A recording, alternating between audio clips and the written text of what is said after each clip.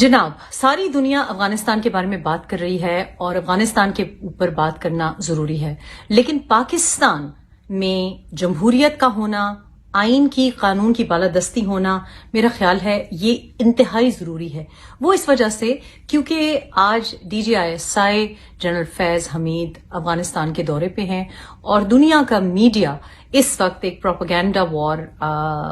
میں ملوث ہے اور اس بات پہ اٹیک کیا جا رہا ہے پاکستان کو، DGISI کی وزٹ کو، کہ ان کا کیا کام ہے افغانستان میں۔ DGISI افغانستان کی وزٹ پہ اس وجہ سے ہیں کیونکہ امریکہ نے اور UK نے اس بات کی طرف بہت زیادہ ایمفسس یا زور ڈالا ہے کہ پاکستان کو افغانستان میں اسٹیبلٹی کے لیے اور جو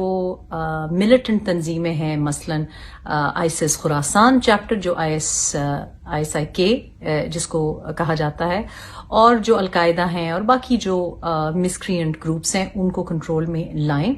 ظاہر ہے 3 لاکھ افغان فورسز اس وقت افغانستان میں ہیں اور سب کی سب جو ہیں وہ طالبان کے پاس انہوں نے سرنڈر نہیں کیا ہوا۔ تو DGISI کو اس وجہ سے وہاں پہ جانا پڑا کیونکہ بہت زیادہ عالمی دباؤ ہے کہ آپ افغانستان میں امان کی صورتحال جو کہ امریکہ تباہ کر کے اور بگاڑ کے گیا ہے، اس کو آپ قابو میں لے کے آئیں۔ اب بہرحال جب MI6 کے ہیڈ جنرل قمر باجوہ سے ملنے کے لیے آئے تھے تو ایسی کوئی چیخیں کہیں سے بھی نہیں نکلی تھیں کہ کیا کر رہا ہے MI6 کا ہیڈ اسلام آباد میں اور جنرل قمر باجوہ سے کیوں مل رہا ہے۔ CIA کے ہیڈ آئے اور جنرل قمر باجوہ سے مل کے گئے۔ اسی طرح سے یہ جو CIA کے اور دیگر جو اسپائی چیفز ہوتے ہیں وہ افغانستان کا بھی وزٹ کرتے رہتے ہیں اور کرتے آئے ہیں، اور حالیہ کچھ ہفتوں میں بھی ایسی وزٹس ہوئی ہیں۔ بہرحال میرا خیال ہے نکتہ چینی یا تنقید اس لیے ہوتی ہے کہ پاکستان میں خود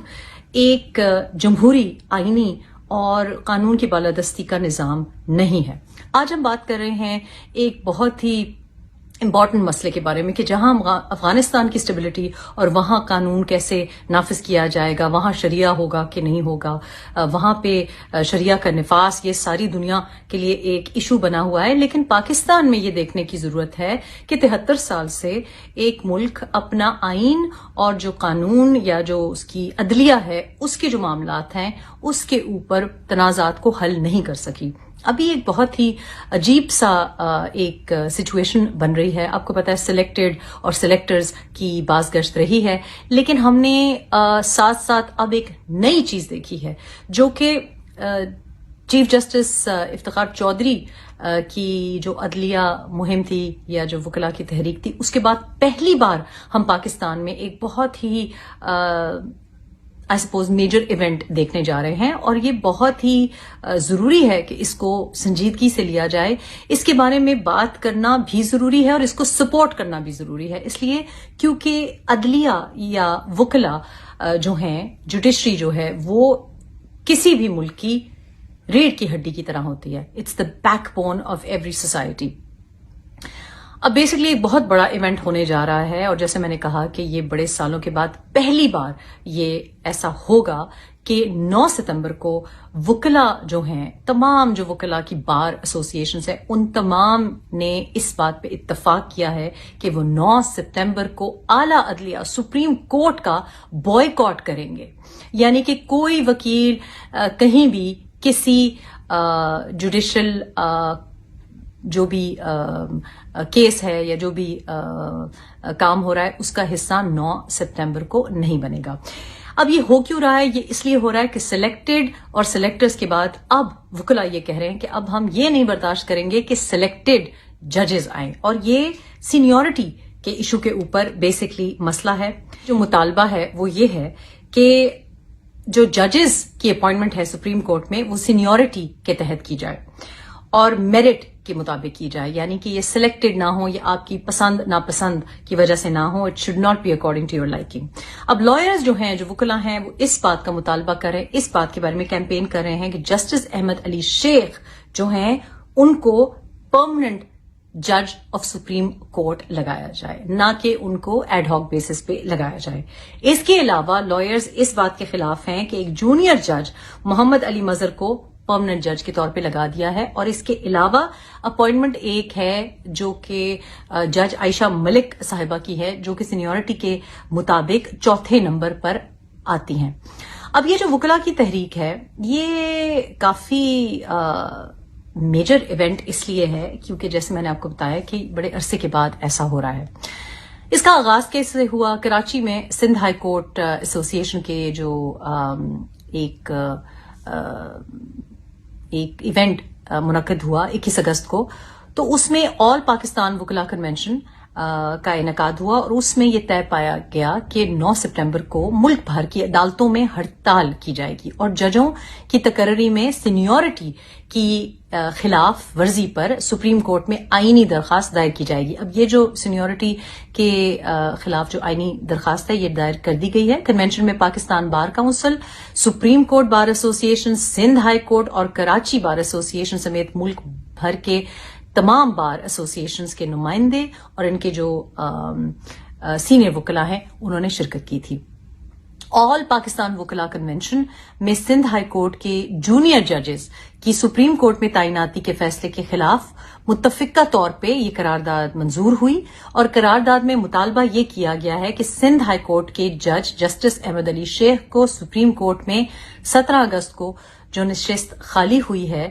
اس پر مستقل جو جج کے طور پر تعینات کیا جائے۔ اس قرارداد میں وکلاء نے ان کی جانب سے ججز کی تقرری کے لیے جو طے شدہ اصول ہیں ان پر عمل درآمد کرنے، بینچوں کی جو تشکیل ہے اس سے متعلق چیف جسٹس کے اختیارات میں ترمیم کرنے اور تیار کمیٹی کو سپورٹ کرنے کے بارے میں مطالبات کیے گئے ہیں۔ چیف جسٹس کے از خود نوٹس کے اختیارات کو کم اور مزید واضح کرنے کے مطالبات کیے گئے ہیں۔ یہ بڑی امپورٹنٹ ڈیمانڈز ہیں کیونکہ آج تک جو ہم نے، جس کو آپ کوئی کہتا ہے ہائپر ایکٹیویزم آف جوڈیشری، کوئی کہتا ہے کہ بہت زیادہ اس میں ٹرانسپیرنسی نہیں ہے، یہ تمام جو ترامیم انہوں نے جو مطالبہ کیے ہیں یہ میرا خیال ہے بہت جائز، بہت لاجیکل، بہت ویلڈ ہیں، اور پاکستان کے مستقبل کے لیے، ہماری عدلیہ کے مستقبل کے لیے انتہائی ضروری ہیں۔ میرا خیال ہے کہ بہت سے لوگوں کا یہ بھی خیال ہے کہ کچھ چیف جسٹسز کو شاید موجودہ جو پاورز ہیں، طاقتیں ہیں، وہ چیف جسٹس بنتے ہوئے نہیں دیکھنا چاہتی۔ تو اس قسم کی تمام جو ایک طریقہ کار سے کارروائی ہوگی، قرارداد پیش کی جائے گی، مطالبہ کیا جائے گا، ہڑتال کی دھمکی ہے، اور اگر سڑکوں پہ اس طرح سے وکلاء نکلیں گے، میرا خیال ہے اس کو سپورٹ کرنا چاہیے۔ میرا خیال ہے تمام سیاستدانوں کو سپورٹ کرنا چاہیے ہے، جمہوریت پسندوں کو، اور سرٹنلی صحافیوں کو بھی اس کو سپورٹ کرنا چاہیے۔ صحافیوں کی بھی ساتھ ساتھ ایک احتجاج متوقع ہے، اور اس کو بھی میرا خیال ہے کہ پاکستان ڈیموکریٹک موومنٹ ہو یا کوئی اور ڈیموکریٹک موومنٹ ہو یا کوئی بھی سیاسی جماعت ہو، اگر آپ صحافیوں کے جو کہ جینون ایک مطالبہ ہے، ان کو بھی اپنی آزادی صحافت اور آزادی اظہار پہ جو قدغن لگائی گئی ہے، اس کے اوپر سیاستدانوں کو، لیڈنگ پولیٹیشنز کو، چاہے وہ بلاول بھٹو ہوں، شہباز شریف ہوں، مریم نواز ہوں، میاں نواز شریف ہوں، دیگر جتنے ہیں ہمارے سیاستدان، ان سب کو بولنا پڑے گا۔ پاکستان تحریک انصاف کے سیاستدانوں کو بولنا چاہیے۔ فواد چودھری کے پچھلے دنوں آپ نے دیکھا ہوگا کچھ نہایت غیر معقول قسم کی باتیں آئی ہیں، انہوں نے تو یہاں تک کہہ دیا کہ ان صحافیوں کی وجہ سے ہم پہ جی ایس پی پلس ہم سے ہٹا ہے، اور یہ بالکل نہ، اس میں اتنی بے تکی بات ہے، اس کے پیچھے کوئی حقیقت نہیں ہے۔ ایکچولی تو جی ایس پی پلس ہم سے جو ودرا کرنے کی ہمیں یورپ نے دھمکی دی تھی، وہ اس وجہ سے تھی کہ اس وقت جناب ہماری جو ہیومن رائٹس منسٹر ہے شیرین مزاری صاحبہ، ان کو اپنے ناک تلے تو دکھائی نہیں دیتا کہ ہمارے ہندو مندر کی کیسے بے حرمتی ہوتی ہے، کس طریقے سے ہمارے